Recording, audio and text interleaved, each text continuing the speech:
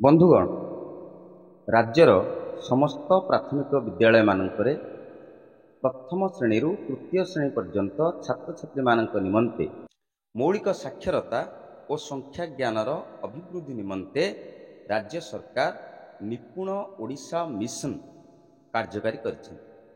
ଏହି ନିପୁଣ ଓଡ଼ିଶା ମିଶନ ମାଧ୍ୟମରେ ପ୍ରତ୍ୟେକ ଛାତ୍ରଛାତ୍ରୀ କିଭଳି ଭାବରେ ମୌଳିକ ସାକ୍ଷରତା ଓ ମୌଳିକ ସଂଖ୍ୟା ଜ୍ଞାନ ଏ ଉଭୟରେ ଦକ୍ଷ ହୋଇପାରିବେ, ନିପୁଣ ହୋଇପାରିବେ, ସେଥିପାଇଁ ସ୍ୱତନ୍ତ୍ର କାର୍ଯ୍ୟକ୍ରମମାନ ଗ୍ରହଣ କରାଯାଇଛି।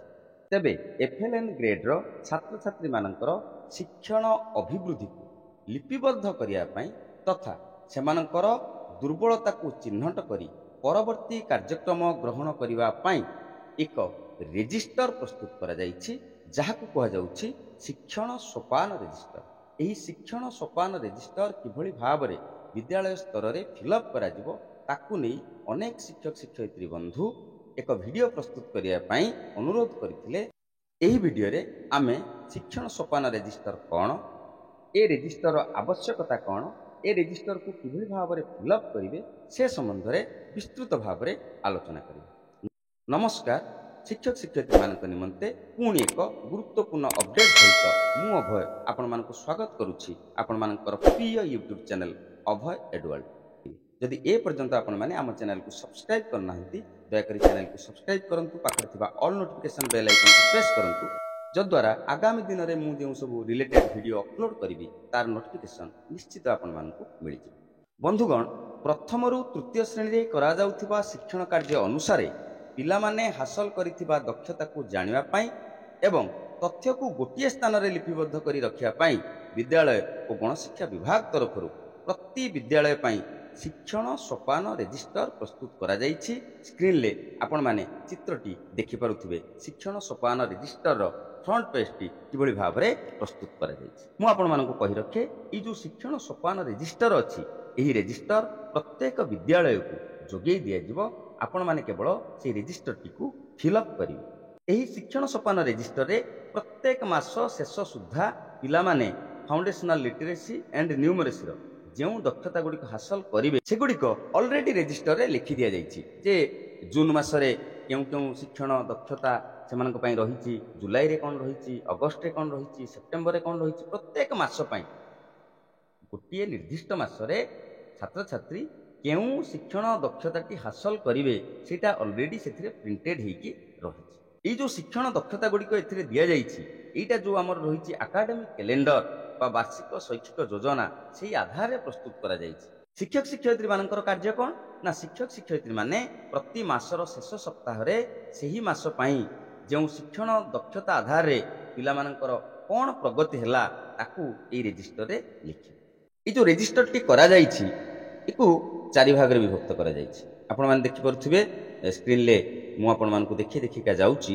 ଯେଉଁ ରେଜିଷ୍ଟରଟି ପ୍ରସ୍ତୁତ କରାଯାଇଛି, ପ୍ରଥମେ କ'ଣ କରାଯାଇଛି ନା ଶିକ୍ଷଣ ସୋପାନ ରେଜିଷ୍ଟର ନିମନ୍ତେ ମାର୍ଗଦର୍ଶିକା ଏବଂ ବାରମ୍ବାର ପଚରାଯାଉଥିବା ପ୍ରଶ୍ନ ସେ ସମ୍ବନ୍ଧରେ କିଛି ସୂଚନା ରହିଛି ଯେ ଶିକ୍ଷଣ ସୋପାନ ରେଜିଷ୍ଟରଟା କିଭଳି ଭାବରେ ପ୍ରସ୍ତୁତ କରାଯାଇଛି, ଏକୁ ଆପଣମାନେ କିଭଳି ଭାବରେ ଫିଲ୍ଅପ୍ କରିବେ, ଏଥିପାଇଁ ଗୋଟେ ମାର୍ଗଦର୍ଶିକା ଦିଆଯାଇଛି।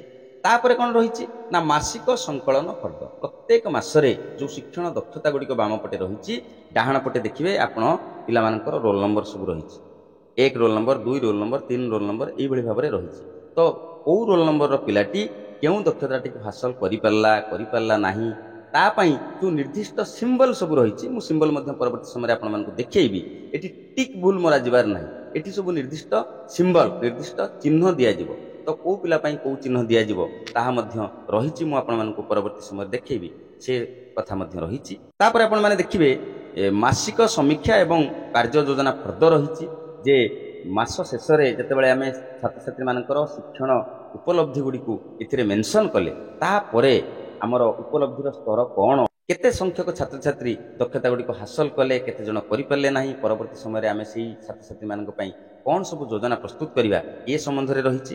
ଏବଂ ତ୍ରୈମାସିକ ସଂକଳନ ଫର୍ଦ୍ଦ ମଧ୍ୟ ଗୋଟେ ରହିଛି। 3 ମାସରେ ଥରେ ଯେଉଁଟାକୁ ଫିଲ୍ଅପ୍ କରାଯିବ ସେଇଟା ମଧ୍ୟ ତା ଭିତରେ ରହିଛି। ମୁଁ ସମସ୍ତ ଶିକ୍ଷକ ଶିକ୍ଷୟିତ୍ରୀଙ୍କୁ ନିଶ୍ଚିତ ଅନୁରୋଧ କରିବି, ଶିକ୍ଷଣ ସୋପାନ ରେଜିଷ୍ଟର ନିମନ୍ତେ ମାର୍ଗଦର୍ଶିକା ଓ ବାରମ୍ବାର ପଚରାଯାଉଥିବା ପ୍ରଶ୍ନଗୁଡ଼ିକୁ आपण मैंने निश्चित थे पढ़े से गुड़ी पढ़ीदेला शिक्षण सोपान रेजिस्टर आवश्यकता एवं कि भाव में फिलअप करेंगे से संबंध में यथेष्ट सूचना आपण मैंने पाइपर। एबे आपण मैंने मासिक संकलन फर्दटी देखिपे देखु मु बर्तमान आपण मानकु जून मासर मासिक संकलन फर्द देखौची। प्रथमे रही क्रमिक संख्या, तापरे रही दक्षता, तापरे रही उपदक्षता एवं शिक्षार्थी मानकर रोल नंबर रही एवं संकलनर जो चिन्ह रही से चिन्ह मध्य चारिटी चिन्ह जो रही गोटे हूँ रेड ट्रायंगल नाली त्रिभुज, ब्लैक रो प्लस चिन्ह रही, ब्लू रो स्टार चिन्ह रही एवं ग्रीन रो सर्कल चिन्ह रही। यही चारिटा हूँ सिंबल बा संकेत आमे छात्र छात्री माने केते शिक्षण दक्षता हासिल करिसंती ताकू ई स्थान रे मार्किंग करिया पे आपण माने देखि परथुबे दक्षता एवं उपदक्षता गुडी मध्य रही जेमती मौखिक भाषार विकास गोटे जदि आम उदाहरण नबा अनुभूति को निज भाषा रे कहिबो एथिरे उपदक्षता कोन रहिला आलोचना समय रे सक्रिय अंशग्रहण करूछि। जदि पिलाटी करूछि आमे करूछि बोली करिबा, जदि करू नाही ताले करू नाही बोली करिबा एवं सेही अनुसार जोटा एप्रोप्रिएट सिंबल से सिंबल टिको आमे रोल नंबर एगेंस्ट रे दबा। एटा रहिछि द्वितीय श्रेणी रो मासिक संकलन फर्द एवं तापरे आपण माने देखि परथुबे मासिक समीक्षा और कार्य योजना फर्द मध्य रहिछि।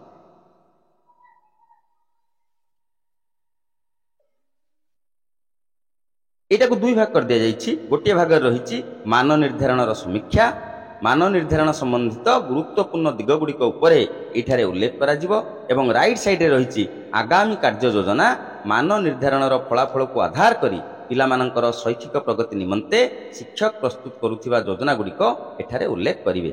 ये रही आपणकर मासिक समीक्षा और कार्य योजना फर्द। वर्तमान आपणक मनरे निश्चित भाव में प्रश्न आसुथिबो जे जो चारिटी सिंबल रहिला ए सिंबल को आमे किभଳି भाव में व्यवहार करिवा। शिक्षक प्रति मासरे पिलामानंकर शैक्षिक प्रगति और स्थितिर तथ्य को ए जो चारिटा प्रतीक रहिला बा सिंबल रहिला बा संकेत रहिला आपण देखि परथुबे नाली त्रिभुज, गोटे कଳାର ଯୁକ୍ତ ଚିହ୍ନ, ବ୍ଲୁ ର ଷ୍ଟାର ଚିହ୍ନ ଏବଂ ଗ୍ରୀନ ର सर्कल चिन्ह। ये जो चारिटी संकेत रहिला केउ छात्र छात्री मानक पई केउ संकेतटी प्रযোज्य।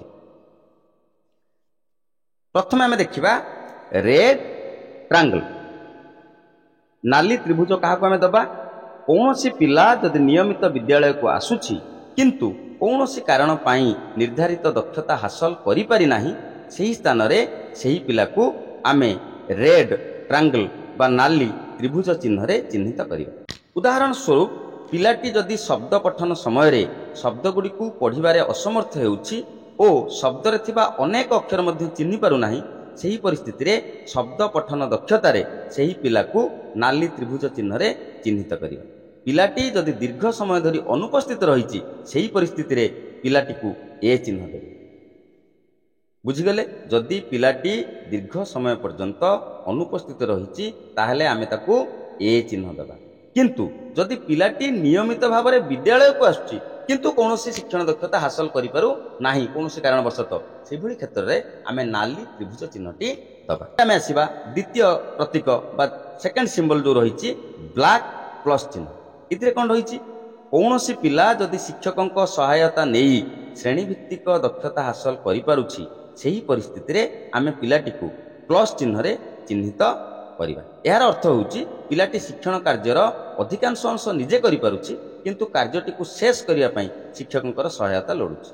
उदाहरण स्वरूप शब्द पठन समय रे पिलाटी जदि शब्द रे थिबा अक्षर को चिन्हि पारुछि किंतु अक्षर गुडी को जोड़ी शब्द को धारा प्रवाह भाव में पढ़िया पई शिक्षकंकर सहायता दरकार करूछि सेही परिस्थिति रे पिलाटी को आमे ब्लैक प्लस चिन्ह रे चिन्हित करिबा।